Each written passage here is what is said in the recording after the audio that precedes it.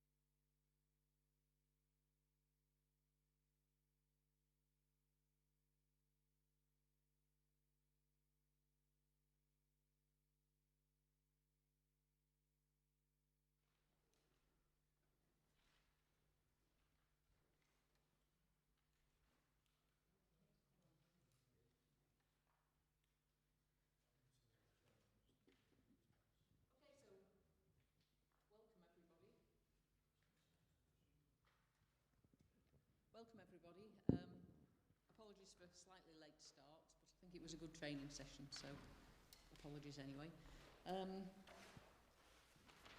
Welcome. Minutes of the meeting held on the 12th of October. Does anybody have any issues with those? Chair, just before we start, I'll give you a few apologies for received as well. Apologies received from Councillor Lester Bradley. Attending tonight is Peter Wilson, Councillor Peter Wilson. Apologies from Councillor Williamson, Thornbury, Andrews, Threlfall, Flannery and Dowling also, and Dave Spellman, the independent member. Thank you, but we are still quorate. Yes. Yeah, thank you. Minutes of the meeting, 12th of October. Any comments? Oh, everybody happy with those? Could I just ask if in fact the minutes indicate that there was a bit more information on geographic and demographic differences across Lancashire relating to the figure of 74% of the population feeling safe. Were those given out to members? To the Chief Executive for that. Chair, if I can assist with that, I think that might have been referring to the survey that the Commissioner had done, and I believe that was circulated. Was that circulated? It was, it was circulated. Thank you for that. Thank you. Anything else? No. Okay, declarations of interest. Does anyone have a declaration of interest? No.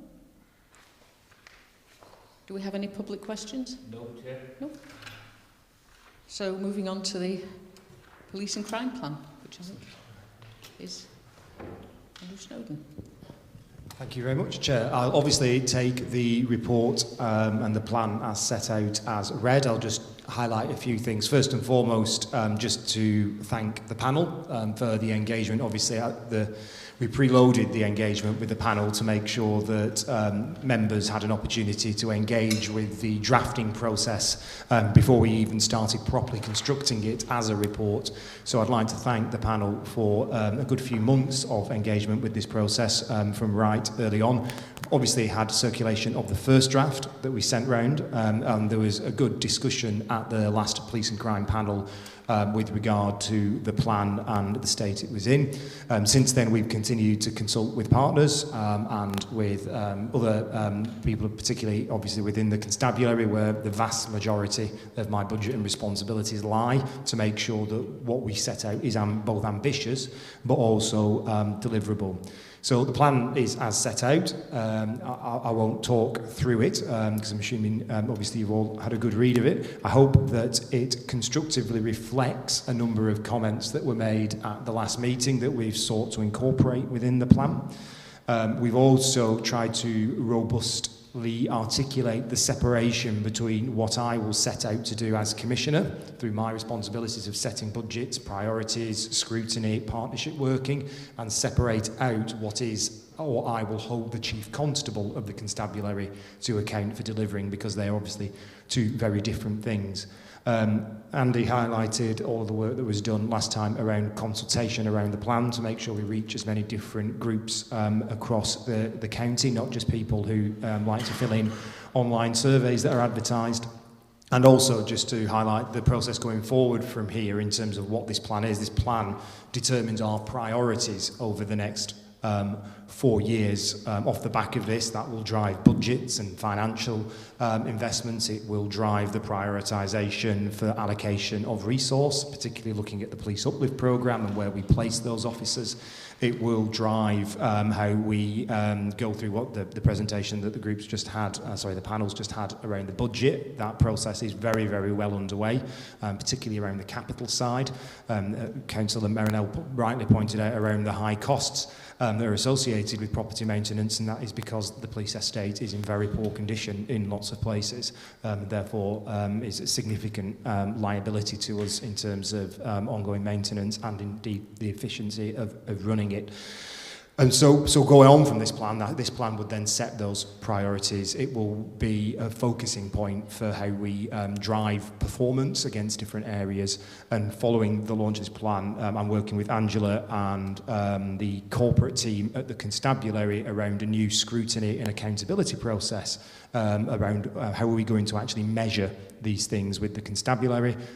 what is the process going to be for the real robust scrutiny of performance, and you know, obviously going forward, be very, very keen to have conversations with the panel around the panel's involvement in that as well. So I'll take the report as read and happy to take any questions on it. Okay, anybody got any questions to start off with? Thank you. Don't need to use the mic, do I? Just a quick one on your last point, really, is would you be then looking to share some key performance indicators as part of how the measures and how you can then sort of monitor that performance throughout your 3-4 year plan?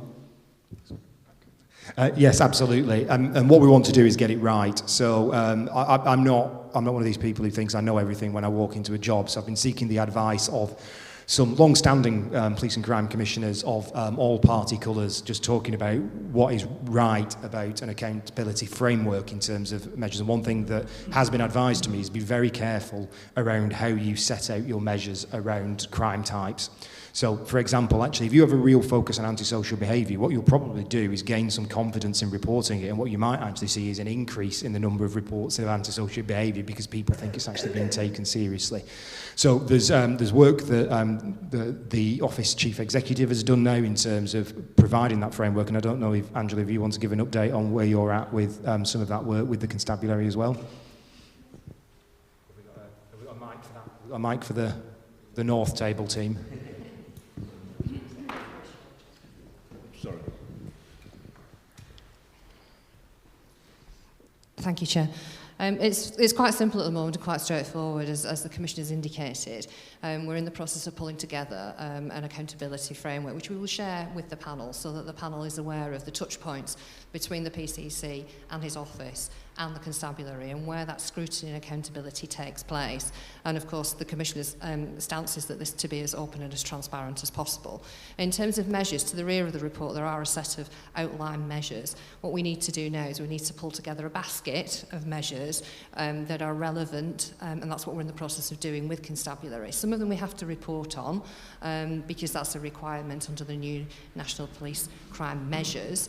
And we will be reporting on those in accordance with the relevant periods. So some of the measures will be annual, some of the measures will be quarterly, where you can, in terms of the information that you're used to getting, perhaps through your own council. So we're in the process of just pulling together a meaningful basket, because it is important, as the Commissioner's indicated, that panel feel comfortable with the measures that are coming before them.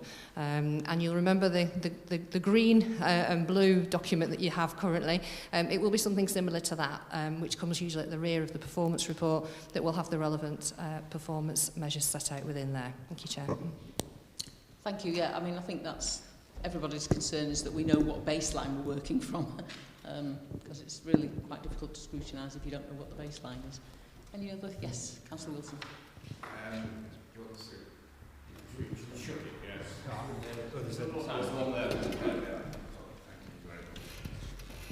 Technically class of an assault if it hit you, which wouldn't be a good look for the police commissioner. Well, I was going to say, you could have a go. I'll stand still while you throw it. Just 2 points, if I may, Chair. The first is just on that, as the Commissioner knows well, with particularly in antisocial behaviour, just at the minute, I'm not going into a constituency surgery, don't panic, but obviously we have an issue there. So the key thing from our point of view is, when do we actually start seeing sort of on-the-ground improvements? So I accept we've got the measures coming forward, and I understand that, but obviously the first question is, when do we actually start seeing some visible presence and putting a report into reality? The second point, just on the issue of domestic violence that you raised, quite rightly, you've got a number of measures there that you've asking the Chief Constable to deliver on, but I notice an absence about domestic violence to children. Obviously, we had one terrible case recently, but irrespective of that, obviously it is an ongoing and important issue. It's just a bit of reassurance that's still going to be a priority for yourself in your plan. Yeah, well, I'll answer the second one first. Yes, absolutely. So I think what we've done is pulled out domestic abuse as the headline because of the sheer volume of it as an increase in crime type. And that's why we need to really, because of the scale and the volume of the resource that needs to follow, and that's why we've commented it. But obviously, absolutely, in terms of a child, and to be honest, from the conversations I've been having, significant conversations I've been having with the force and with partners in the third sector, usually, and not all the time, obviously, but usually what you find is where there's a child who's in a domestic abuse situation, there is usually other forms of abuse within that household as well. So it would get covered, but that's not always the case, obviously. And we picked that up. So Andy wants to come in on that one. Yeah, no, it's an incredibly important point. And domestic, yeah, I'm sure you're aware that we commissioned the Lancashire Victim Services, and that contract just got signed off again last week. It's a significant contract with the staff there. But we're not complacent about the activity that needs to go on to reassure people. It's a very sad fact that 8 out of 10 perpetrators don't end up in court because the witness, the victims, end up retracting or pulling out or not being able to go. So we're working very hard at getting a much more together process where all the various services that help are actually together and working as one unit, as opposed to, there are actually 5 different units that try and support people, and they're all slightly different. So we were meeting last week about that, and then we also have a perpetrator plan to try and target those individuals that are constantly coming back, to try and work on that. So just trying to reassure you that we're into the detail of it now to pull that tighter and tighter and tighter. Can I just comment on that, please? How much of that is the withdrawal of legal aid for the victim? I think, actually, to be honest, I wouldn't be able to single it out as any one individual change. I think there's a lot of changes that affected it. So, for example, the fact that constabularies can no longer charge if the victim doesn't want to. So there's a, you know, the CPS won't give the constabulary the ability to do that. So there's a whole range of things that I think have addressed the rise in domestic abuse. I also think, actually, there's just more people coming forward. Things that have happened, like the Me Too movement, have given people a degree of confidence to come forward and report it where historically it wouldn't have done. But the poor positive outcomes rate is a whole myriad of policy decisions or long-standing policy issues that have compounded into one thing. And as part of some of the work that we're doing around the launch of the Police and Crime Plan and subsequent things that are going to come off this as a priority, I had a meeting last week with the Director of the Crown Prosecution Service for the North of England. Some of the things, for example, are around the amount of intrusive investigatory work that's done with victims really early on and knocks their confidence, and they pull out because they just don't want to go through it. And actually, there's much better ways than we can do of that. So I wouldn't be able to give an answer on how many have been affected by that, but I would imagine it's probably one of a number of contributing factors. Thank you. It's just that in the rural community, people tend to be incredibly private. And it's hidden, everything is hidden. Yeah. And I do think more connection and dialogue in markets and cattle markets where they actually do meet, and also women's groups in churches where women do meet. And now it's quite all right to talk about it because it is actually on agendas, and I do think more advice and connected, like little notes behind loose doors and that sort of thing in public, that's incredibly effective. Absolutely, and as part of the plan. I do agree with you, there's lots of different areas, but I did find that the lack of legal aid for the single mother or whatever had a detriment for them. Thank you. Thank you, no problem. And on the first point around when we will start to see things on the ground, well, we can track the police uplift programme, and that'll tell you when the officers are going to hit the ground. That's one of the big challenges that we have. I mean, this is a police and crime plan that takes us through to 2025. There are things that we aspire to do as part of this plan, being completely open and transparent and honest, that will be towards the back end of that. If I, for example, as part of this annual budget round, decide to allocate some more money to recruit some additional officers, it will be towards the end of this plan before those officers are fully trained, warranted and confidently operating on the streets. So on one level, there will be some stuff, particularly around boots on ground, that will just take time. But we're entering this point where we're halfway through in terms of the actual uplift. So there's a significant amount of them. I did an attestation ceremony, a word that I'd never heard of until I became police commissioner, last week for 18 new officers who were receiving their warrant cards. So they are starting to come through. The next big one is, I think it's around 80 officers who are receiving their warrant card at the next attestation ceremony. So we are starting to see those come through. But there are other things that we will seek to do as soon as possible within this current financial year, which are things that I've been working with Steve and Angela and the constabulary on. So things particularly around problem-orientated policing. You'll see in here the Lancashire Safer Streets Fund. There will be other things that we can start to do straight away that we've been working on in the background. We need to get this plan approved and launched, and then we've got a number of announcements that we can make off the back of that in terms of operational budgets that we'll start to see some delivery. Yes, Councillor Manning. Thanks, Chair. And the 18 that you just talked about just now, how are they being allocated? So some of them are going into, there's a whole myriad of different places where they go. So there's an agreed uplift programme. They're already allocated in that sense because they're already partway. They receive their warrant card once they're already in uniform, partially trained, allocated to units. So the majority of those 18 are spread out, filling gaps, for want of a better word, on response and neighbourhood teams across the force area. And most recently, the particular big uplift that we've just announced off the back of the Rossendale one was the additional officers in Fylde as part of rebuilding a neighbourhood team there, because they've been working on a hybrid model in Fylde. But as the police and crime plan sets out, and this is why it's really important to have these priorities, for me, yes, we will have to put some more officers into a whole range of different areas, from counter-terrorism to TAC ops to immediate response to division headquarters. What I want to do is really hold the Chief Constable to account for making sure how many of those officers getting the most we possibly can into dedicated neighbourhood policing teams in local areas. That's my number one priority for the Police Uplift programme. Yes, Councillor Perry. Yeah, just a couple of points. Quite interestingly, you mentioned about discussions with the Criminal Justice Board about improving the court service and prosecution sort of achievements of prosecution, which at times does seem very slow. I just wondered what you feel were the areas where you feel that you can improve that.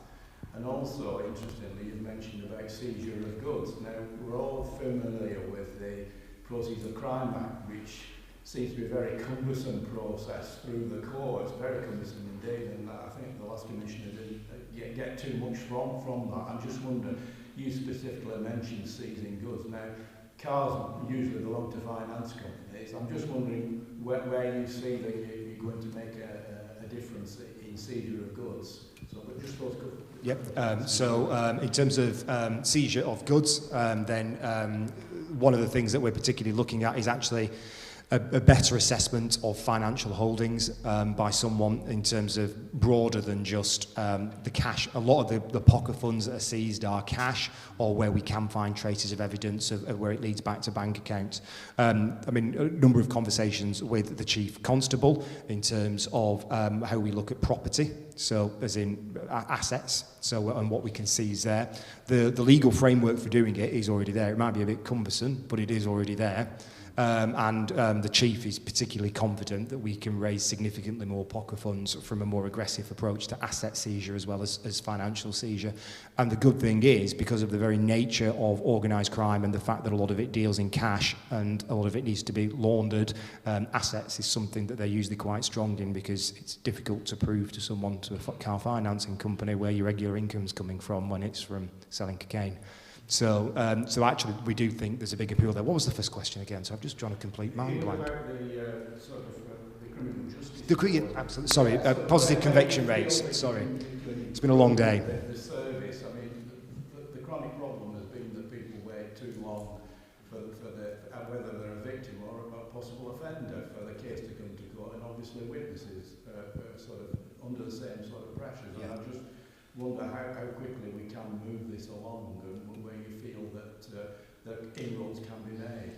the number one operational priority right now absolutely has to be dealing with the courts backlog, because we all know which there is a significant COVID-related courts backlog, particularly in the Crown Courts at the minute. There is a plan in place. I've met with Judge Altham, the district resident judge, to discuss it, met with the CPS, met with the Crown's court service.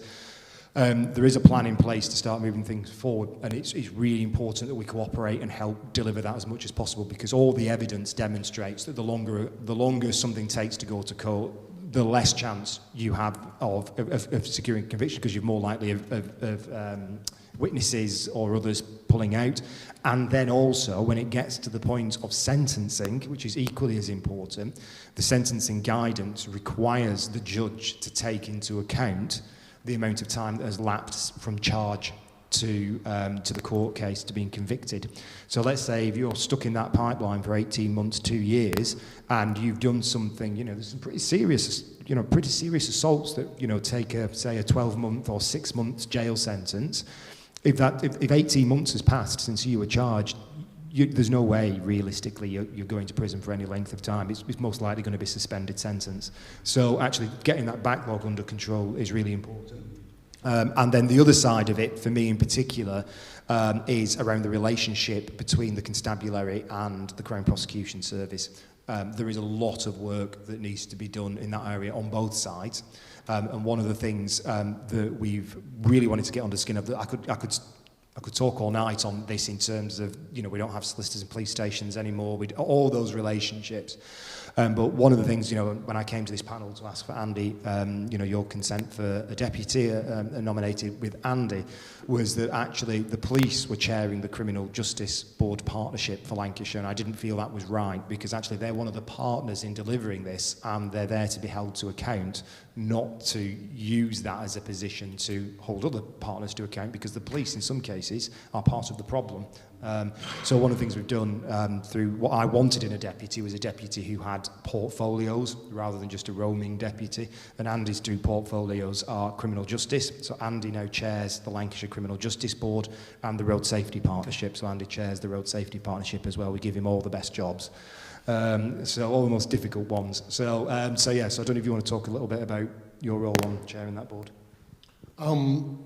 Yes, thank you, Councillor Berry. I've met with the Chief Crown Prosecutor for the North, Manchester and Lancashire this morning about that very issue. And Andrew's explained around some of those, but it's also court availability, because the courts have very strict guidelines on their size and who can go in them, and the screens and the video conferencing. And because we lost I don't know whether you knew this, but Preston North End was operating as what they call a Nightingale court. So it was set up to cover the COVID period, and we lost that. So I've had a conversation today now with the court's chief officer to say, can we really get into this and meet this again? Because we need another Crown Court in operation, basically, to start freeing up. And once we've got the Crown Court, we also need some more judges, and we need a few more staff to come in and sort that through. So this building wouldn't suffice. The county hall is being used as a coroner's court at the moment. I don't know whether you knew that. But there are other football grounds. And we're clever people in Lancashire. We must be able to sort this to find another premises. We'd have to Preston North End was divided up and made it into acceptable jury rooms and keeping people separate, but they pulled out of that agreement, so they're not my best friend at the moment, Preston North End. So maybe Blackburn Rovers, or maybe one of the other grounds, or other buildings in the county that could do so. And all of us need to push on that as well, so we might even come and ask for some of your help. So come on, let's, because if we had reduced that backlog, some of the cases are nearly 2 years. 2 years for, and when you've been the victim of a crime, 2 years is too long. Thank you. Okay, can I just to clarify that the money that you recover from proceeds of crime, that will go straight back into your budget? Oh no! Oh no! So where will it go? Central government has got its hands right in that bag. So this week gets very complicated, and I've had a number of lessons of far cleverer people than me about how this works. So it depends on the type of asset that is seized and who seizes it. That then determines whether we get any of it. Or what percentage we get of it depends on. So there's about 3 or 4 different types of seizure, different powers that are used. We get around 20-25. So if we take say we took £100,000 off a criminal, me as Lancashire Police and Crime Commissioner will probably get anywhere between 20 and 35,000 of that. The rest of it goes to potentially the regional organised crime unit, or it goes into the Home Office, or into eventually the Treasury, as all roads lead to. So to really drive it up, we've got to seize a lot. I mean, it all goes into crime. You can argue, obviously, the Home Office gives us our money in the first place. So You could argue that. So, I mean, I think there are some really welcome initiatives here, actually. One that was raised last time was ensure every borough has access to a police front counter to report crime, and that was something that people were asking about last time. So, do you have a programme for that? So basically how we've decided to task it out is what we are going to do further down the line is do an overarching review of have we got the right front counters in the right places, staffed at the right times, are we distributing it fairly, etc. So we'll do an overarching review. At the minute, the Chief Constable has tasked the divisional commanders to get them all open as soon as possible. So we've got the first 3 done now. Obviously, we filed last week.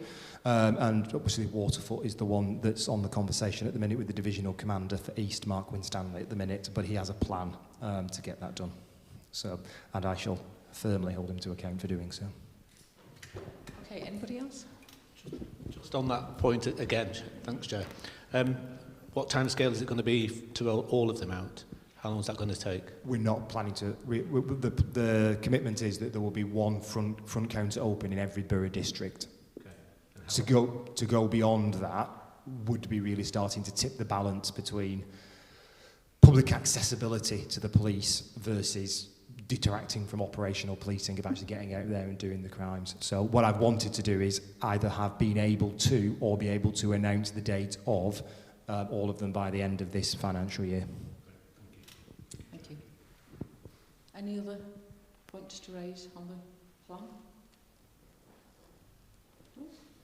Are we happy to put this forward?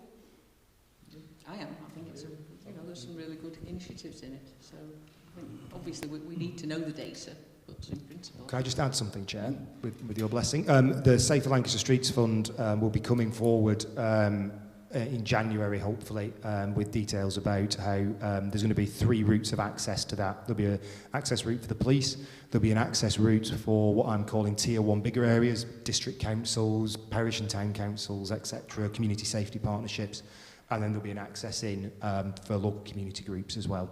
And we'll be publishing the criteria, how you apply for grants and all of that in the new year. And I hope to see many of you at the Police and Crime Plan launch on Thursday evening. UCLan are very kindly providing some wine and canapes. So the Vice-Chancellor apparently has handpicked the wine, so it should be good. And we'll be able to start to announce some of the things that we're going to be able to, once we've got this plan in place, there's a number of operational things then. For example, the Chief Constable's got announcements. We talk about here about a dedicated rape and serious sexual assault team. That's the commitment that I've made. The Chief will be able to announce when he's planning to do that, how he's going to resource it, etc. So there'll be some really good operational announcements around in-year budgets, police uplift programme allocations and things like that will make it an interesting evening, hopefully, or late afternoon. Good. So at some point, will we have a breakdown of where the resources are being allocated around Lancashire? For example, the road policing, which is an issue, I think, for every area. Will we know what percentage is allocated? We're being facetious, we'd say. When we know, we'll tell you. That's the job that Andy's trying to get under the skin of with the Roads Partnership at the minute. But yeah, absolutely, we'll be able to provide those breakdowns. But what I would say is the Chief Constable has complete operational independence, obviously, in the deployment of his officers, and it changes. So what we can say is, I think that the closest thing we'll get to is as part of the annual budget round, where we tell you, you know, where the budget is, what we're spending on it, and then any additional investment, where we want to put that. And then we'll keep that rolling programme of the police uplift programme going as they come along. So, for example, things like what's happened recently with the violence against women and girls in the nighttime economy, that's provoked a bit of a rethink around actually if we got our balance right there. So there's lots of things like that that we have to look at. That rolling programme will be transparent and we'll... Oh yeah, absolutely. Yes. Thank you, Chair. Just to come in on the back of the road policing. So it's what I'm trying to get in place is communities taking some ownership as well of that. And I'm very grateful for the help of Councillor Berry and the Marinelle, who put me on the spot and have dragged me out. And we did some really fantastic work the other week with a school, just to test, get a bit of a feel of where things go. So this committee is setting a template for others to follow, is what I'm saying. And because they're on my case, they say, come on, we need to get some stuff done. So hopefully we're going to, that it will be county-wide is what we're pushing on. So they're retraining some more community road watch people in a couple of weeks' time, and I'm looking for the programme to roll out across the county. So, you know, your feedback into us is very important, because it does, things happen. That's what I'm saying. Yeah. And I'm sure everybody wants to be part of that. So. Just through you, Chair, I say a big thanks to Andy for sorting that out in Poulton. It was good. The kids thought it was absolutely amazing. They asked some really good questions to the drivers that we pulled over as well, and they thought it was fab. So if that can be rolled out across Lancashire, that would make a massive difference. I think drivers take a different view to being asked questions by kids when they're speeding than they do, whether it's the policeman pulling them over. So that was quite powerful to see. So that was great stuff. So again, through you, Chair, thanks very much for that. Good. Yes. Any more points to raise on the plan, or shall we move on to the next item? Okay, moving on. PCC update report. Thank you very much, Chair. Again, I will take it as read. So a report required to provide to just update on activity that I've been doing as Commissioner, to be transparent through to the panel. So basically there's a number of updates in there about work that I have been doing across working with neighbourhood teams, the shifts I've been doing. One of the things I'm sure that there are many people who would actually pay to do this. A police officer got to firebomb me the other week, which was quite an interesting experience, as I did some public order training with the constabulary as part of my commitment for understanding, if you talking about leading the fight against crime and you're asking officers to go into danger, well, you should at least attempt to understand what they face. So basically a current breakdown of the work that we've been doing. Obviously Knife Angel's been here in Blackburn over the last month. That's been a significant investment of our resource and time. It's been a huge success. I confessed at the launch ceremony to being a tad sceptical when I was asked by someone whether I wanted to fund a 27-foot statue to stand outside Blackburn Cathedral. But actually it has been unbelievable. The public photography competition got 664 entries. It's had over 7,000 tags of images on social media. Hundreds of school children have been through the education programme. I actually did a talk to the pupil referral unit kids.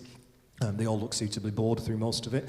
But it's just been such a good outreach programme and doing exactly what it was supposed to do, which is strike up conversations about knife crime and raise awareness. Alongside that, because I'm a big believer that education and engagement is one hand, the other hand is the firm hand of the law, which is enforcement. So there's been we did an intensified week of action on knife crime, stop and search, with a good number of arrests. I think it was somewhere between 60 and 70 arrested for knife carrying. So enforcement and engagement working hand in hand. Demand on 101 and 999 remains a huge issue and was one of the big focuses of scrutiny with the Chief Constable. It is the elephant in the room that 80% of demand that comes through to 101 is non-crime related. And is having a significant impact on the force control room and on wait times for the public. Obviously Andy chaired his first criminal justice board and first road safety partnership boards. So it's really starting to get under the skin of the detail of work in those areas. And I shall take the rest of it as read. And any comments or questions there otherwise? Any comments? Councillor Berry. Yeah, can I just follow up on what you said about the control room? obviously there's tremendous pressures on it. Just reading your scrutiny of and your sort of things that you deduce from it, I mean 80% of calls relate to service issues, public safety, and relate to other agencies. Don't you think we need to be getting a message out to the public about who to contact? I mean, you know, if people keep ringing up the control centre and A, they're not being answered, or B, they're sort of getting people diverted from essential work. I mean, this is not what we want. We want a crucial message out to the residents of who's the best place to contact when you've got an issue or a problem. And we've been talking about this for a long time, I feel, and we're not really sorting it out. And I feel that now's the time to make some decisions how's the best to make that control work for genuine emergencies and genuine calls that needed to be attended by the police. Could not agree more, Councillor Berry. My favourite example of actually a 999 call, not a 101 call. I did a shift in the control room, and I asked each of the people that I did it, said, what's the most ludicrous 999 call you've had? And one of them was only that week they'd received a 999 call from someone who was reporting that their pizza had been delivered cold and the takeaway would not refund them the money. I mean, education is only going to go so far with some people in terms of why they should or shouldn't be ringing 999 and 101. The big thing for me is the partner agencies, so whether that be the councils, the NHS or others, they're going to have to shoulder some of that demand because the police can't keep doing it for them. There is a lot of work that we're working on at the minute with the new Chief Constable. We actually have a partnership programme that we're going to launch. The first consultation and briefing session was held with the constabulary with partners. What we can't do is just dump all this demand onto the service because there's no one there to answer the phone. No, we're not going to solve the problem. It's just going to move it and we'll all end up in it. So we've got a programme called Right Care, Right Person that we're working on at the minute. Given this is being a publicly recorded meeting and we're currently in consultation with partners, I don't want to say too much because there's a lot of work that's going on with the constabulary there about how we do that. Constabulary has taken legal advice around what the police actually can say no to because we are going to have to start saying no at some point and passing that demand on to other services. We're looking at other options about whether we put a switchboard at front end of 101 as well. So you ring up 101, it's to report X, which isn't anything to do with the police. You press 1 and it pings you to the relevant service provider. But again, to do that, those other agencies have to be ready for that because that's obviously going to result in an increase in demand to them. And we have to give people the right time and work it through. And that's just at the call-in session. Then at the dispatch session, when stuff comes through, if you again go through to what officers are dispatched to, so concern for welfare, mental health issues, domestic-related issues, and I don't mean domestic abuse reports, I mean just domestic issues, social issues, neighbour fallouts, things like that. And then the services, again, other agency approach wrapped around that. That also then is a huge drain on operational police resource. We had one instance, one night last week, we had 8 police cars outside Blackburn Hospital because there's no one there in the hospital would sign over the mental health patients. So the police officers has to be 2, can't be 1-on-1, has to bed sit all those patients all night. And that's pretty much most of your immediate response team sat in Blackburn Royal because Blackburn Royal won't sign over. Or they haven't got the staff, or whatever it is, their issues. So we need, rather than just beating each other with sticks, because they've got issues with how the police operate and interact with them as well. It's not that the police are perfect. Rather than beat each other with sticks, sit down in private, start to work this through, come up with a programme of activity, because you look at the government's police uplift programme, and the number of extra officers, if you put that into a bucket of police officer hours that are available to be deployed and respond to crime, I would suggest that if we sorted out the processes and systems and everything else around the non-crime demand that is placed on police officers, it would probably be a bigger bucket of hours that would be available to actually then go and fight crime. I'm glad that you sort of touched on that subject of the mental health. I was going to ask you that as a supplementary question, but you are covering it. I mean, it is a question of we need to sort out the protocols of it, don't we? That it's so sad to see that police officers can be 10 hours waiting at a hospital for somebody to be admitted. Absolutely. And it just needs sorting, doesn't it? Yeah. we're in discussions, so the Chief Constable is in discussions with the East Lancashire NHS Trust Chief Executive at the minute around a pilot project that we're going to launch to try a new way of working around it. My view is let's have less ground strategies and more, let's just try starting to do things differently on the ground. Because it is, at the end of the day, the people, this is what I talk about in scrutiny sessions and others, is there is a victim at the heart of this. We're getting het up around whose resource is being deployed and how effective it is, but actually at the end of it, there's a mental health patient who needs care at the heart of this, and that's something we shouldn't lose sight of.